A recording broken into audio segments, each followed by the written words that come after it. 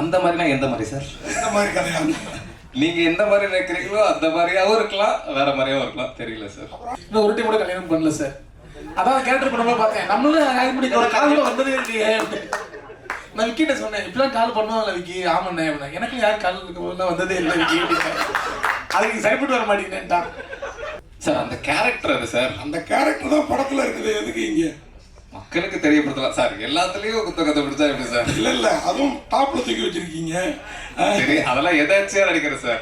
Poster designer தான் திட்டணும் sir. வேறு சொல்றாங்க நீங்க டார்ச்சர் பண்ணிட்டணும் அப்படின்னு, மற்றபடி வேற எதுவும் இல்லை. நிறைய கேள்விகள் கேட்டுட்டே இருந்தேன், இது எப்படி இருக்கும், இது எப்படி போகும், அந்த மாதிரி ரொம்ப அவரை கேள்வி கேட்டுட்டே இருந்தேன். மேபி அதுதான் அவர் கொஞ்சம் இரிட்டேட் ஆயிரும். So now questions are over to press. நீங்க கேள்வி கலைகளை தொடுக்கலாம்.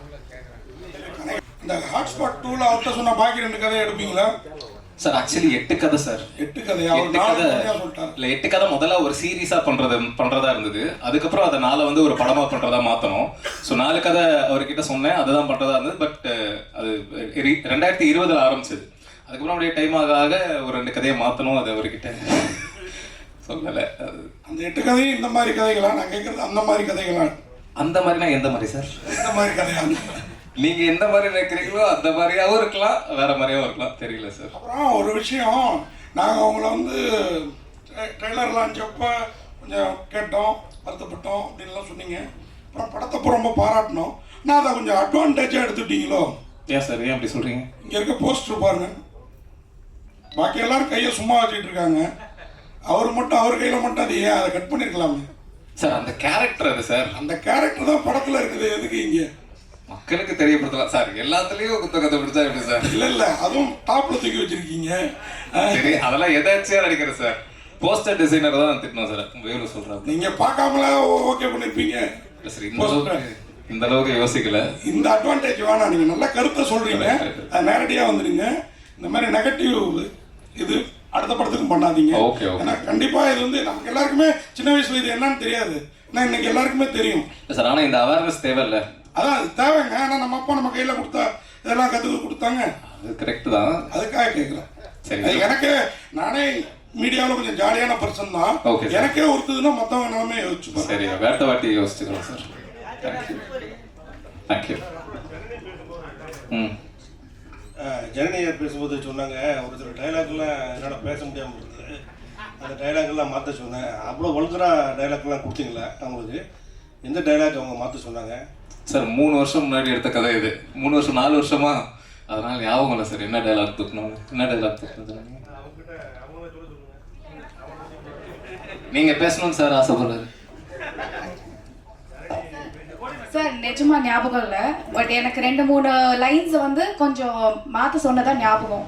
ஸோ அவ்வளோதான். அதனால தான் நான் ஃபீல் பண்ணேன், கொஞ்சம் டார்ச்சர் பண்ணிட்டணும் அப்படின்னு. மற்றபடி வேற எதுவும் இல்லை. நிறைய கேள்விகள் கேட்டுட்டே இருந்தேன், இது எப்படி இருக்கும், இது எப்படி போகும், அந்த மாதிரி ரொம்ப அவரை கேள்வி கேட்டுட்டே இருந்தேன். மேபி அதுதான் அவர் கொஞ்சம் இரிட்டேட் ஆயிருக்குமோ அப்படி சொல்லி நான் சொன்னேன். இதுல ஒரு கேள்வி கேட்டு அப்படிலாம் எதுவுமே தப்பாலாம் இல்லை, கவலைப்படாதீங்க.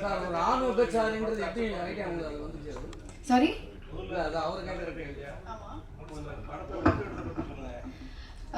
கதை வந்து இது வரைக்கும் நான் பண்ணாத கதையாக இருந்தது. அண்ட் ஆல்சோ அது ஒரு எண்டில் வந்து ஒரு நல்ல விஷயம் டெலிவர் ஆகுது, ஒரு நல்ல மெசேஜ், ப்ரீச்சியாக இல்லாமல் சீன்ஸாக கன்வே ஆகுது. ஸோ நான் வந்து ஒரே மாதிரி படங்கள் பண்ணாமல் சம்திங் ஒரு போல்ட் கேரக்டராக இருந்தது. ஸோ அதனால் பண்ணணும்னு நினச்சேன்.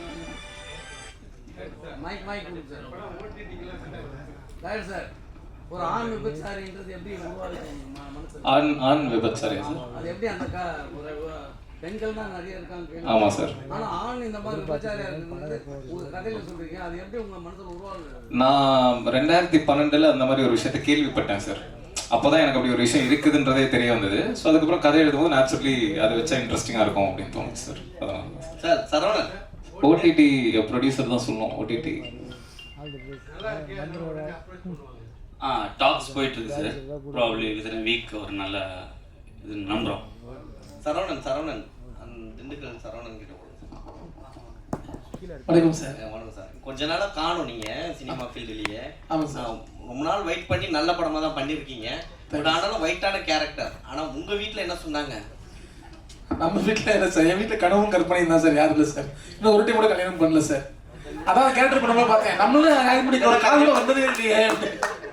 நான் விக்கிட்ட சொன்னேன் இப்படிலாம் கால் பண்ணுவாங்கல்ல விக்கி ஆமாண்ணே அப்படின்னா எனக்கு யாரும் கால் வந்ததே இல்லை விக்கி அதுக்கு சரிப்பட்டு வர மாட்டேங்கன்ட்டான். இந்த ப்ரொடியூசர் கூட அவருக்கு அந்த ப்ரொடியூசர் இல்லை படம் பேர் தான் ஹாட்ஸ்பாட்னு வச்சாங்க, கொஞ்ச நேரத்தில் இந்த இடத்தையும் ஹாட்ஸ்பாட் ஆக்கிட்டீங்க. டைரக்டர் கொஞ்ச நேரத்தில் சூடாகிருப்பார் போலதான். ஐயோ என்னடா என்ன கேள்வி கேட்குறாருன்னு. என்ன அவ்வளோ கோவம்? செகண்ட் கதை 2 கதையும் எடுக்கலன்ற கோவமா இல்லை எடுன்ற கோவமா? இல்லை எடுன்ற ஆதங்கம். ஏன்னா அந்த 2 கதை ரொம்ப நல்லா இருக்கும், அது வேற லெவலில் இருக்கும். நான் இன்னொரு விஷயத்த சொல்ல மறந்துட்டேன் விக்னேஷ் கார்த்திகை பற்றி. வீணாலே விஜயகாந்த் சார் மாதிரி வெற்றி தான், விஜய் சார் மாதிரி விக்னேஷ் கார்த்திக். ஸோ அவர் மேலே வச்சுக்கிற நம்பிக்கை தான், அது வேற லெவலில் இருக்கும். வெயிட் பண்ணுங்க. அமர் அமர்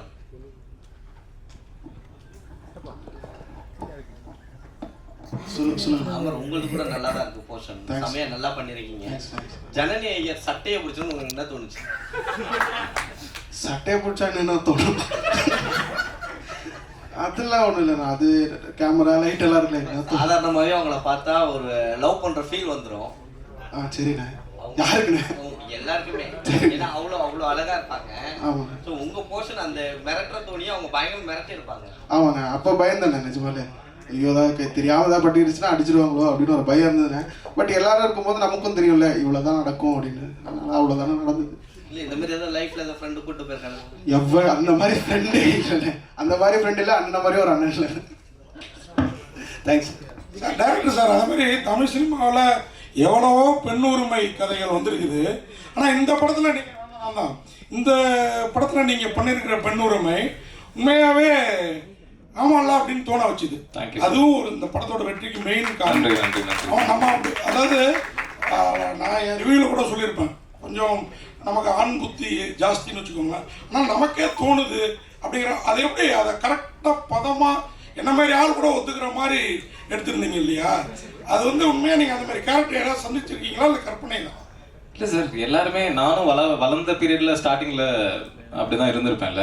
ஒரு கட்டத்துக்கு அப்புறம் புரிதல் வந்து இல்லை இது தப்பு இது சரி அப்படின்னு தோணி அங்கேருந்து மாறுவது தான் சார். ஸோ செல்ஃப் ரியலைசேஷன் தான் மெயின் சார். ஜி அந்த பாட் அதான் அந்த காண்டம் வச்சிருக்க சீன்ஸு, அதுக்கு தக்காளி சட்னின்னு ஏன் தோணுச்சு? உனக்கு வந்தா ரத்தம் எனக்கு வந்தா தக்காளி சட்னியா, அந்த ஐடியா தான் சார். அந்த மீன் தான் வச்சு. ஆமாம் ஆமாம் ஆமாம், அதான் பசங்களுக்குன்னா ஒன்று பொண்ணுக்குன்னா எப்படியா அப்படி. இல்லை முன்ன இந்தி படங்களில் வந்து இப்போ போல்டாக வர ஆரம்பிச்சிருச்சு. ஸோ அதை தாண்டி இப்போ வந்து தமிழில் வந்து முதல் படமாக நீங்கள் இதை காமிச்சிருக்கீங்களோ அப்படின்ற மாதிரி தெரியல. அது அந்த இதுவா சார்? கே பாலச்சந்தர் சார் 40 வருஷத்துக்கு முன்னாடி இதை விட போல்டான படங்கள்லாம் பண்ணிட்டாரு. ஸோ அந்த அளவுக்கு போல்டான்னு தெரியல. அவர் எனக்கு ரொம்ப பிடிக்கும். ஸோ ஏதோ நம்ம ஓரளவு. ஏன்னா இந்த படத்தில் ஒரு சீன்ஸ் வந்து அம்மாவே காட்டியிருப்பீங்க லாட்ஜில் காட்டுற மாதிரி, அது பெரிய விஷயம். அந்த சீக்வன்ஸே வந்து தாங்க முடியாது. ஏன்னா அது அப்புறம் கட் பண்ணி பார்த்ததுக்கப்புறம் தான் நீங்கள் வேற மாதிரியான இது காமிப்பீங்க. ஸோ அந்த சீன் எடுக்கும் போதே பயங்கர இதுவாக இருந்திருக்குமே, ப்ரெஷர் அதிகமாக இருந்திருக்குமே, இது என்ன பேசுவாங்களோ அப்படின்ற மாதிரி. எனக்கு அந்த ரோட்ல நடந்த அந்த காமெடி போர்ஷன் இருக்குல்ல சார், அது மட்டும் எனக்கு ஒரு சின்ன டவுட் இருந்தது. இது வந்து கொஞ்சம் அப்படி போனாலுமே ரொம்ப என்னடா இதுன்ற ஒரு ஃபீல் வந்துருமோன்ற ஒரு பயம் இருந்தது. ஆனால் எனக்கு ஒரு கான்ஃபிடன்ஸ் இருந்தது. சரி பரவாயில்ல, எனக்கு பிடிச்சிருந்தது, எழுதும் போது ரொம்ப பிடிச்சிருந்தது, பரவாயில்ல அப்படின்னு விட்டேன். ஆனால் ஒருத்தர் கூட அதை ஒரு மாதிரி இருக்குன்னு சொல்லலை. தேட்டரில் பயங்கரமான ரெஸ்பான்ஸ் அந்த சீனுக்கு இருக்கு. ஸோ அதான் சார். நீங்கள் முதல் தடவை சுபாஷ் சாரி முதல் தடவை ஸ்டோரி உங்ககிட்ட சொல்லும் போது இந்த உங்ககிட்ட கதாபாத்திரத்தை எக்ஸ்பிளைன் பண்ணும்போது எப்படி இருந்தது உங்களோட கதாபாத்திரம்? ஷாக்கிங்காக தான் இருந்தது. ஃபஸ்ட்டு ஸ்கிரிப்டாக தான் கொடுத்தாரு, படித்தேன். படிச்சுட்டு என்னன்னா பயங்கரமாக இருக்குது. ஏன்னா அது இப்போ எடுத்ததை விட அதோட வெர்ஷன் ரொம்ப பெரிய வெர்ஷன். அது வந்து படித்தோன்னு கொஞ்சம் ஷாக்கிங்காக தான் இருந்தது.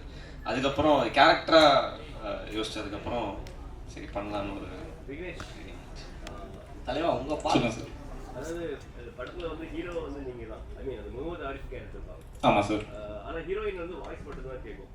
ஸோ ஹாட்ஸ்பாட் 2ல வந்து அந்த முகமது ஆரிஃப்க்கு மேரேஜ் ஆகிருமா, மேரேஜ் வந்து தொடங்குமா, அந்த ஹீரோயினை காட்டுவீங்களா சார்? ஹாட்ஸ்பாட் 2 நான் அந்த ஆங்கிள் இன்னும் யோசிக்கவே இல்லை. வெறும்னே விட்ட 2 கதை, அதை போக 2 கதை, அப்படி தான் இருக்குது. இந்த கனெக்டிங் பாயிண்ட் இன்னும் ஆக்சுவலி இந்த படம் முதல்ல பண்ணும்போது தனித்தனியாக 4 கதையாக தான் இருந்தது. சிலுக்கரப்பட்டி மாதிரி தான் இருந்தது. சிலுக்கரப்பட்டி மாதிரி லவ் ஸ்டோரிஸ் மாதிரி தனி 4 கதைகளாக தான் இருந்தது.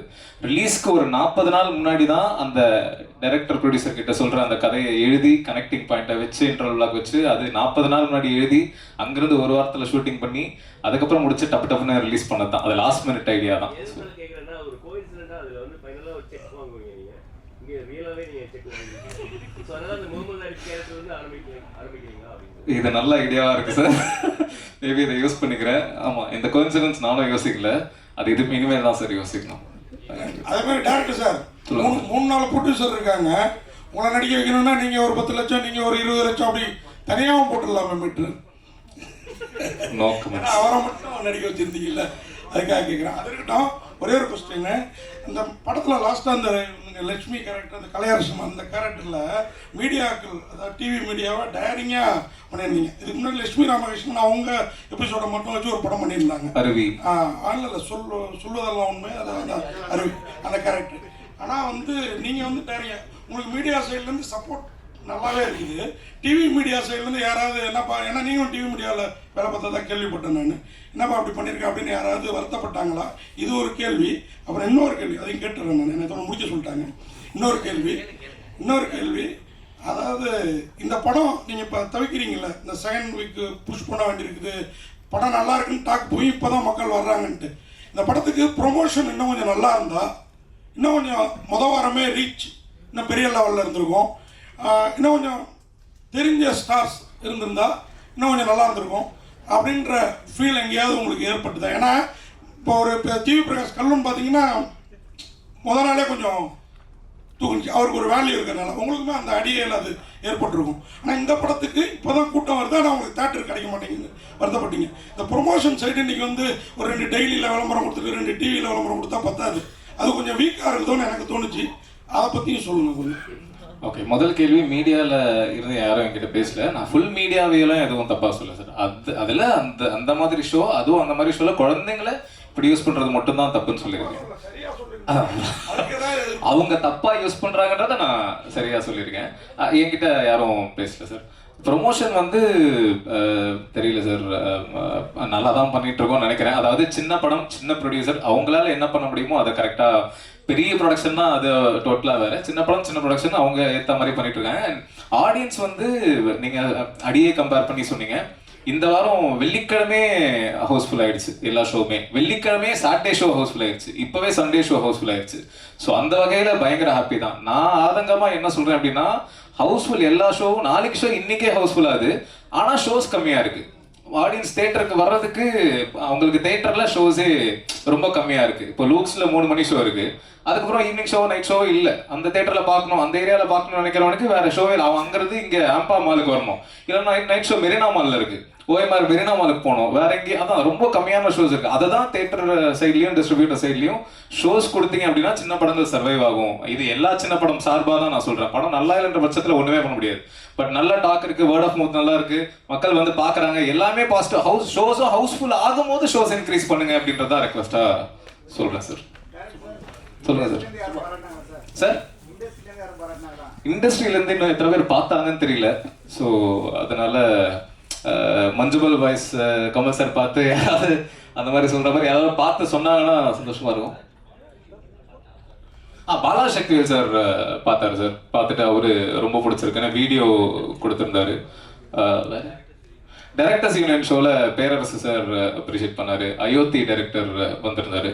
ஸோ இந்த மாதிரி நிறைய பேர், ஆனால் தனியாக அவங்களா பார்த்துட்டு எனக்கு கால்ஸ் வந்து இன்னும் வரல சார். அதான் பார்த்தாங்களானே தெரியல. ஸோ மேபி அவங்களுக்கு வந்து ட்ரெய்லர்னால ஒரு ஹெசிடேஷன் இருக்கலாம் அப்படின்னு நினைக்கிறேன். ஆனால் அப்படி கிடையாது. அதான் இது முழுக்க குடும்பங்கள் பார்க்க வேண்டிய, குடும்பங்கள்லாம் குழந்தைங்கள் அல்லாது குடும்பங்கள் பார்க்க வேண்டிய படம். ஸோ இது முடிஞ்ச அளவுக்கு அதை புஷ் பண்ணிட்டு இருக்கோம். ஸோ பார்த்தாங்கன்னா நல்லா இருக்கும். சுபாஷ் அவர் உங்ககிட்ட தக்காளி சட்னி ஸ்டோரி சொல்லும் போது ஓப்பனிங் சீனே இதான் வைக்க போறேன் அப்படின்னு சொன்னாரா? இல்லை, அது ஸ்கிரிப்ட்லேயே இருந்துச்சு. இதுதான் வந்து அவனோட கேரக்டர், அவன் என்ன பண்ண போறான்றத முன்னாடி ஒரு கிளிம்ஸா வச்சிருந்தாரு. ரெஃபரன்ஸ் இல்லை, இதுக்கு முன்னாடி இந்த கேரக்டர் வந்து மேல் ப்ராஸ்டியூஷன் பற்றி மட்டும் இல்லை, அதில் அவனோட ஐடியாலஜி, லவ் வேற லஸ்ட் வேறன்னு சொல்கிறவனோட ஐடியாலஜி பற்றி தான். ஸோ அதுதான் மெயினான ஒரு விஷயமா. தேங்க்யூ எல்லாருக்கும் மீண்டும் ஒரு முறை நன்றி. குரூப் ஃபோட்டோக்கான டைம் இந்த தேங்க்யூ. பிரஸ் எல்லாருக்கும் ரொம்ப நன்றி. தேங்க்யூ.